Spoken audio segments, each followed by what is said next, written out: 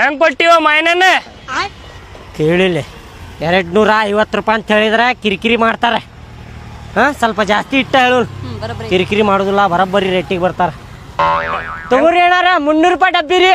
300 ರೂಪಾಯಿ? ಹಾಂ ರೀ ಅಣ್ಣಾರ. ಎಷ್ಟು 300 ರೂಪಾಯಿ ನಾತಾನ ಲೀಪ ಇವ 250 ಹೇಳಿಪ್ಪ, 3 ಡಬ್ಬಿ ತಗೋತೇವ ಅಂತ ಹೇಳ.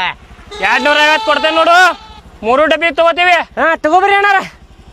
ಅರ್ಜೆಂಟ್ ತಂದೆಪ್ಪ, ನಡಿಪ ಬರ್ರಿ ಅಣ್ಣಾರ. ಅಯ್ಯ 250 ರೂಪಾಯಿ ಕೊಡಂದ ಅರ್ಜೆಂಟ್ ಐತಂತೆ ಹೊಂಟ ಬಿಟ್ನಲ್ಲಿ ಇವ.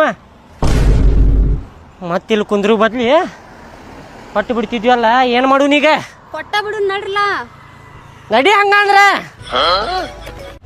ಅಣ್ಣಾರ 250 ರೂಪಾಯಿ ಕೊಡ್ತೇವ್ರಿ. 3 ಬಾಕ್ಸ್ ತಗೋರಿ. ಬೆನ್ ಹತ್ತೇನಿಲ್ಲ ನೀವು? 3 ಬಾಕ್ಸ್ ತಗೋರಿ, 250 ರೂಪಾಯಿ ಕೊಡ್ತೇನೆ.